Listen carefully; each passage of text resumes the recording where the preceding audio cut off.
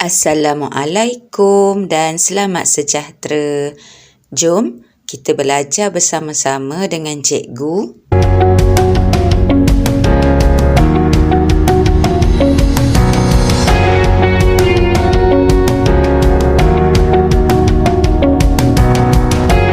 Dalam video kali ini kita akan belajar Sains Tingkatan 1, Bab 8, Cahaya dan Optik. Kita fokuskan kepada 8.1 penggunaan cermin. Kita melihat imej kita dalam cermin setiap hari. Macam beruang ni, bear tadi. Okey, melihat diri dia di dalam cermin. Begitu juga dengan kita. Okey, kita sikat rambut. Okey, kita gosok gigi dalam bilik air. Okey, kita kemaskan diri. Kita melihat cermin, dan cermin jenis ini ialah cermin sata. Ini adalah cermin sata. Sebenarnya ada berapa jenis imej? Ya, ada dua sahaja, iaitu imej sahih dan imej maya. Apakah maksud imej sahih? Imej sahih ialah imej yang terbentuk pada skrin. Jadi contohnya di sini, ini ialah projektor, yang memamparkan imej pada skrin. Apakah maksud imej maya? Imej yang tidak dapat terbentuk pada skrin, kita namakan dia sebagai imej maya. Imej kita dalam cermin terbentuk di belakang cermin. Oleh itu, imej yang terbentuk dalam cermin ialah imej maya.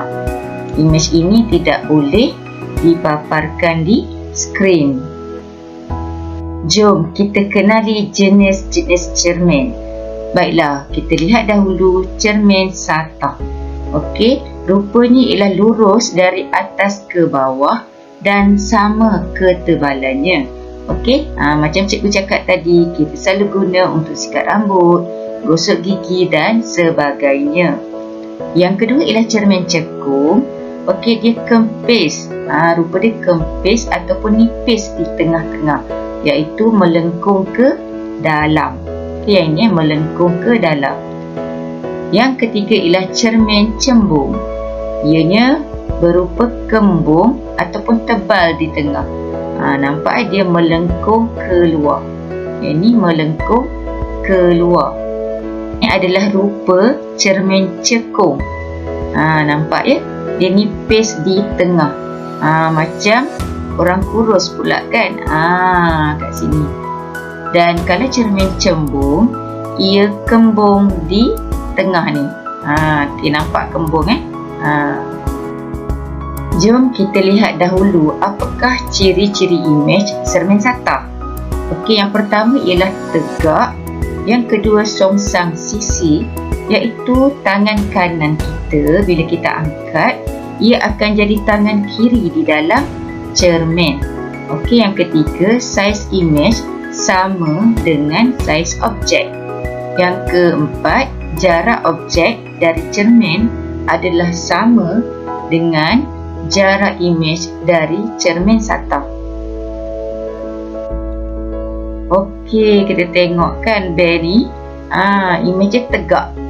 Kalau kepala dia di atas, dalam ni juga kepalanya di atas. Okey.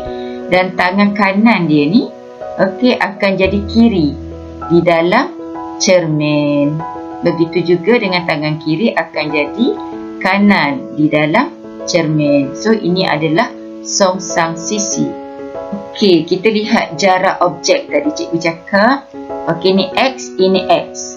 Jadi jarak objek, ini objek, dari cermin, adalah sama dengan jarak imej, ni imej, dari cermin. Okey, kalau jarak sini ialah 10 cm, jarak sini juga adalah 10 cm. Okey, dari cermin ya. Kat sini dari cermin ke imej 10 cm, dari cermin ke objek juga 10 cm. Okey, kita lihat dengan lebih jelas ya. Kalau objeknya dekat, maka imejnya dekat. Kalau objeknya jauh, Okey, samalah jarak dengan imej ke cermin. Sekarang kita lihat ciri imej cermin cekung, iaitu saiz imej lebih besar daripada saiz objek.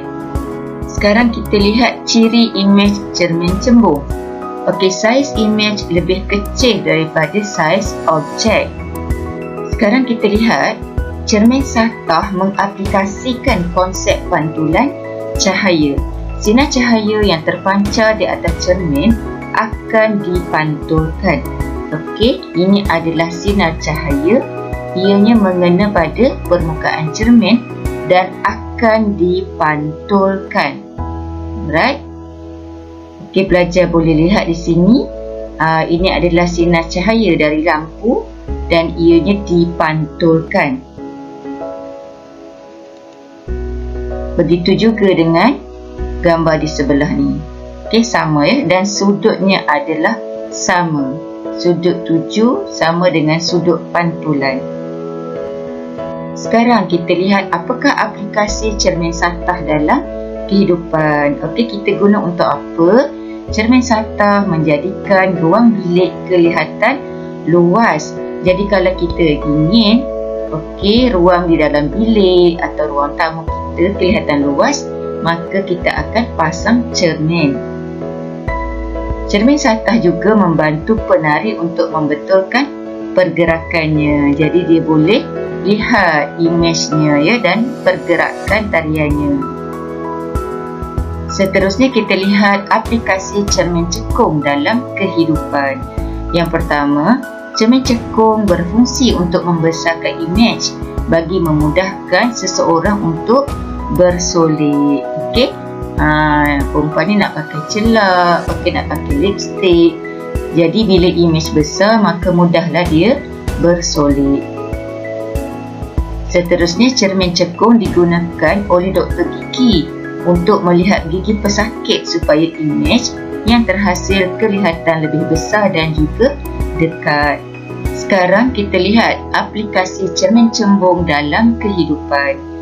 Yang pertama, cermin cembung membantu individu memantau keselamatan diri di selekoh jalan yang berbahaya. Jadi boleh nampak ya, ada kenderaan yang akan datang daripada kawasan tertentu, terutama di selekoh. Seterusnya, cermin cembung di pasaraya dapat membantu pekedai untuk melihat setiap sudut pasaraya supaya dapat mengelakkan kecurian. Kita lihat alat optik yang menggunakan konsep pantulan cahaya. Alat optik telah direka cipta oleh ahli sains berdasarkan konsep pantulan cahaya untuk meningkatkan keupayaan deria penglihatan manusia. Jadi kita seharusnya bersyukur dengan ciptaan tersebut dan menghargainya. Contohnya ialah periskop. Periskop merupakan alat yang digunakan pada kapal selam untuk melihat keadaan di permukaan laut. Periskop mengaplikasikan sifat cahaya yang boleh dipantulkan.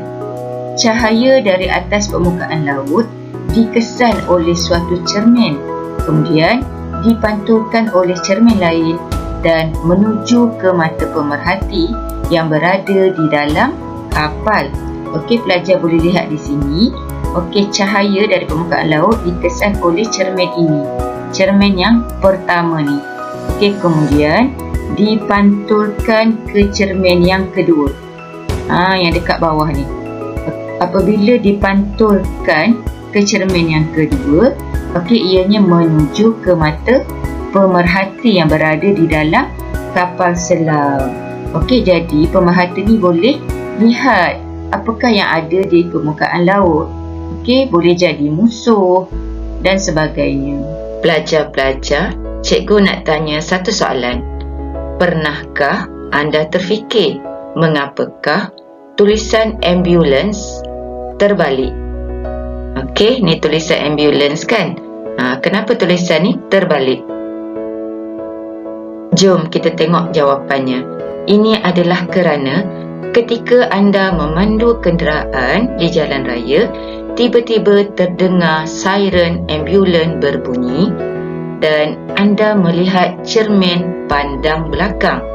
Jadi, perkataan ambulans tertera dengan betul, iaitu anda akan dapat pantulan tulisan tersebut. Okey, begitu juga dengan cermin sisi kereta atau kenderaan juga akan dapat dilihat tulisan ini tertera dengan betul. Kerana apa? Kerana ini adalah pantulan tulisan tersebut. Cikgu harap semua pelajar telah pun faham topik ini. Semoga video ini bermanfaat untuk semua. Jumpa lagi. Jutaan terima kasih saya ucapkan kepada semua subscribers. Tidak kira di mana anda berada, teruskan sokongan anda kepada channel saya. Jangan lupa like, komen, subscribe dan aktifkan notifikasi lonceng agar anda tidak terlepas video terbaru daripada saya. Terima kasih kerana menonton video ini.